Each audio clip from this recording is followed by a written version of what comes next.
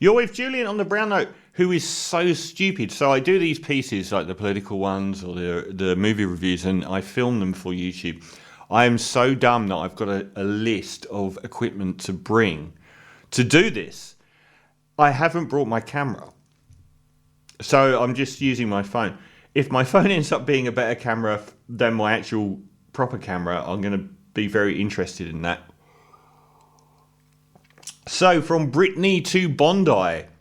Last week I posted about my celebration of Brittany Higgins being defined as truthful by a judge in a court of law that she was raped in the Parliament House building by Bruce Lehrmann, who the judge called a rapist.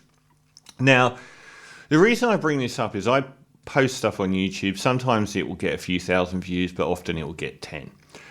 So I posted this piece on Brittany Higgins, and I've posted many over the years on Brittany Higgins, and people find them. But the only people that find them are the people that are anti-Brittany Higgins, which is really strange. Because if you ask the average person, they're not anti-Brittany Higgins. But with a paltry 68 views on YouTube, it has 58 comments. That's not normal. Now, all of those comments from other people are against Brittany Higgins. After the judge said that she was raped, and none of them are critical of Bruce Lehrmann after the judge said that he was a rapist. Now, there's something very wrong with that picture. And is it that Australia has a massive problem with women? At least a massive chunk of Australia does. We hear about the Liberal Party's definite massive problem with women and misogyny and sexism. But maybe they're reflecting half this country to a degree. Obviously, overshadowing that court verdict was the mass murder of 6 people and God knows how many injured in Bondi Junction by Joel Couchy. And the fact that other than the security guard, who was, I bring up, a Muslim immigrant, refugee, because someone in the UK, Rachel Riley, actually posted inflammatory gobbledygook about how it was part of an intifada and hasn't backed down on that despite trashing Muslims over it when the only Muslim involved was actually defending the women and was murdered. But 5 of the victims were women, and the video footage of the event showed that he was walking straight past men and attacking women. And we've since found out that he had an extremely problematic life outside, including his schizophrenia and his severe mental health problems, that he had struggled to form relationships with women. And that this had likely led to a toxic view of women. And then yesterday we had a woman in the central coast of New South Wales who was attacked and murdered. 28-year-old woman at home. Her estranged partner found her and killed her. One of something like 19 or 20 plus women that have been murdered in similar circumstances this year in Australia. One of the charges is breaching an apprehended violence order. We don't know much else about this crime at this stage, but what we do know is that the law had told him to stay away from her, and he hunted her down and murdered her. We're even seeing teachers in classrooms in Australia quit the profession. Female teachers in the classroom in Australia quit teaching because of the influence of Andrew Tate on the male students has become so toxic they can't handle the abuse anymore. And when they speak up about it, this half of Australia that has a massive problem with women is kind of against them.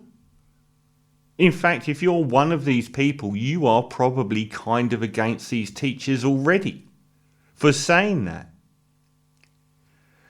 There's a disparity in the way that we treat people in the public eye whether they've asked to be there or not. And the most glaring example is the way that we've treated Brittany Higgins and Bruce Lehrmann, who has got a free ride from virtually everyone in the media, despite being a rapist. And being funded up the wahoo from God knows who. Whilst Brittany Higgins has fled to France, driven out of the country. You look at the way that someone like Yasmin Abdi Magied, is that how you say her name?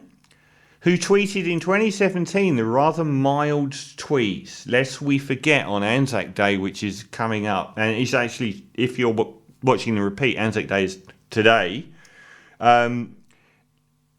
Yes, today. Lest we forget Syria, Manus, Nara and Palestine.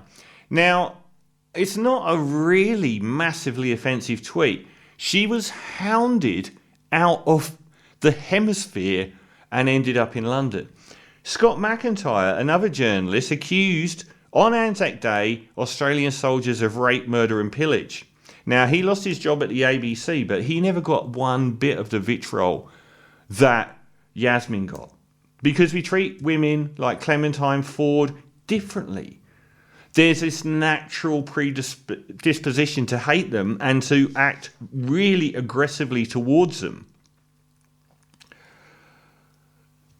Look at the way that someone like Clementine Ford can say something offensive and get so much abuse online. Someone like Mark Latham, like the offensive stuff he said over the years, we just go, huh.